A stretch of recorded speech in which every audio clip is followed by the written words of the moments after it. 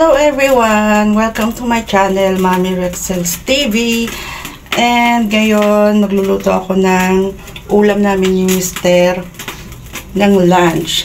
So, tara, pakita ko sa inyo kung ano yung lulutuin ko for lunch.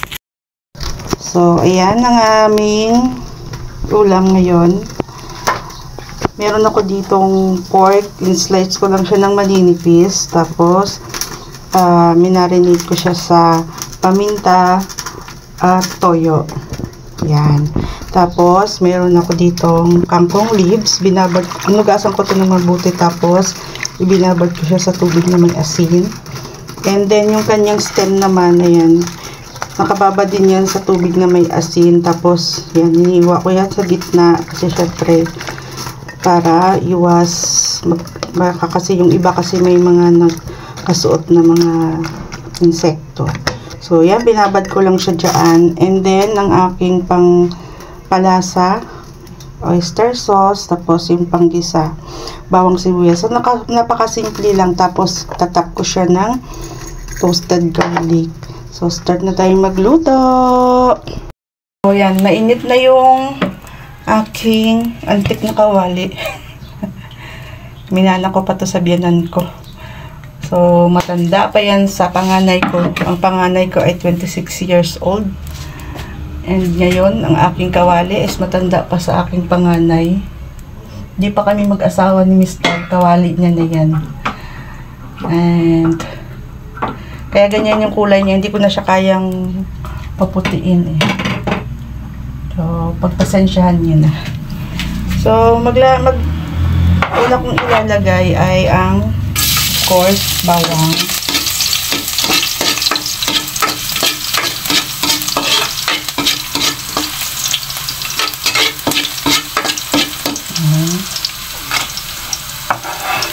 Next natin ang sibuyas.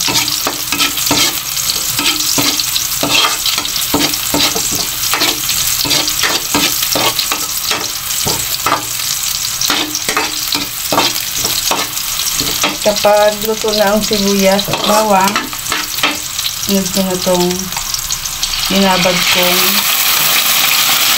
pork. I-slice ko ng malinipis.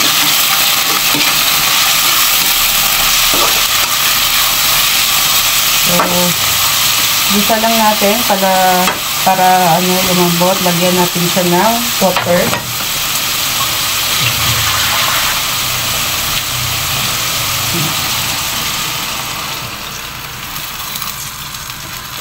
Kaya lang nating lumambot, mag-reduce yung kanyang pinaka-sabaw. Saka natin ilagay ang ating mga gulay at panimpla.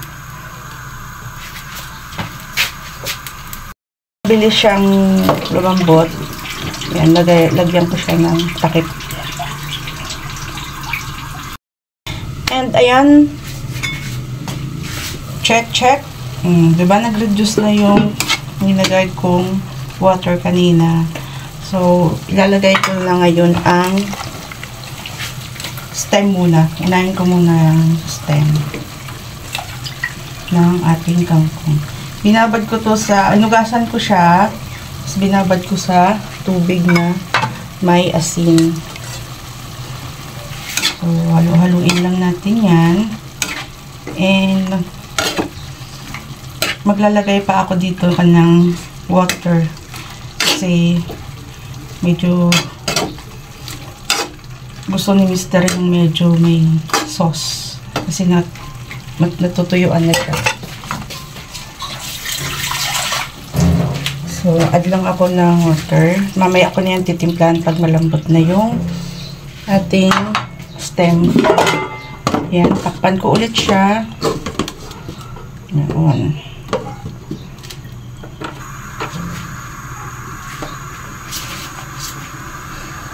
Balikan ulit natin mamaya kapag malambot na ang stem.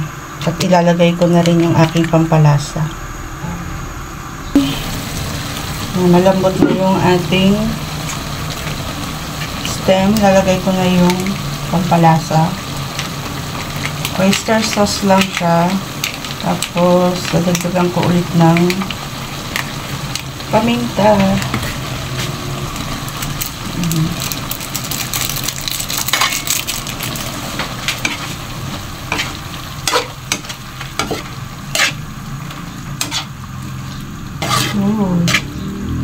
Sarap na niya. Pwede nga ito lang eh, pero syempre, sayang naman yung dahon ng kangkong.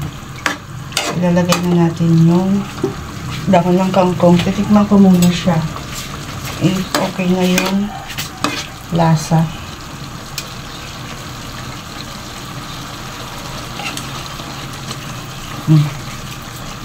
Okay na siya.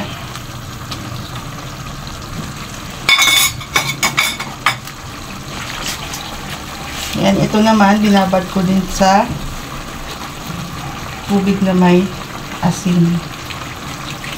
Ang mahal ng kangkong sa amin ngayon, Diyos ko, 20 pesos ang isang tali. Dati 10, 12, 15, ngayon 20 na. Yan. And then, syempre, para yung lasa niya ay kumapit din naman sa ating gulay, sa ating dahon. Halu-haluin lang natin yan.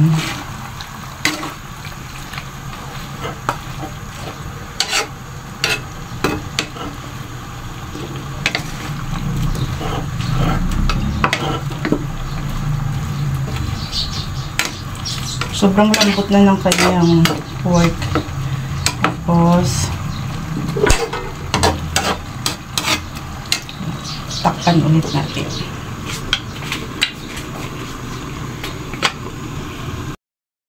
And ayan na, luto na yung ating, ano bang yung tatawag ko dito? Pork with kangkong in oyster sauce. O, diba? Ayan, invento ko lang kasi. Wala na kasi akong maisip na ano, kaysa pork steak ko. Nilagyan ko siya ng twist. Ginawa ko siyang, hinalagyan ko siya ng gulay. So, lagyan ko na siya ng toasted garlic. Ano diba? Naalala ko tuloy yung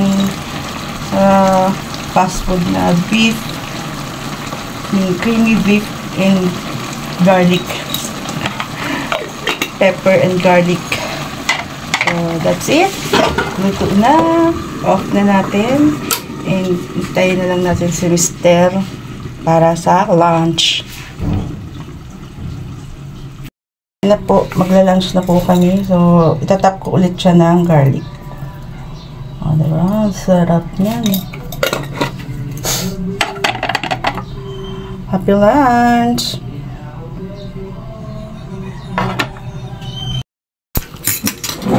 Yan, lunch na tayo. Nagmamadali si Mister. Kasi may service pa siya ng mga estudyante. Aga ng lunch natin ngayon. Wala ko nga, magbabaon ako.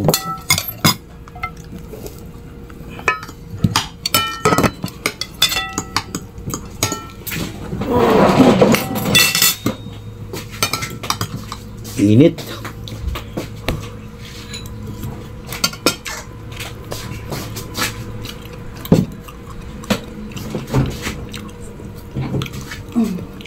Basta naman. Para mataba yung baboy. Ano kung may laman naman? Okay lang nabili ko. Ang init. Dry kasi kapag wala namang taba. Maganda. Balance lang. Kain tayo mga mother. Nag-alarm. Nag-alarm ng kanyang ibig sabihin kailangan niya ng mag-service. Hatid sa school, tapos hatid sa bahay kasi may mga papasok, tapos meron din mga pauwi. Mahirap din ha.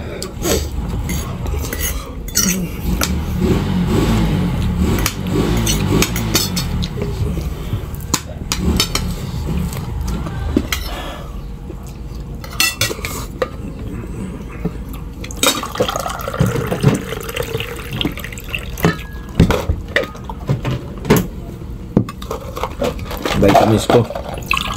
Kapag ako nakakainom. Umaga. Hindi rin ako nakakainom pa.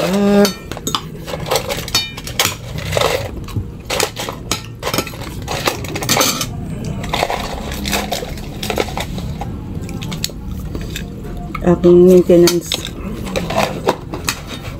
Tingnan ko nga yung ano mo, yung maliit mo. Melodipin. Ubos na to. Ah, wala na. Meron pa. Ito, 6 pa. Bumili na ako. Meron pa akong pang 6 days na amlodipine at saka dami pa yung ano, dalmasartan ko.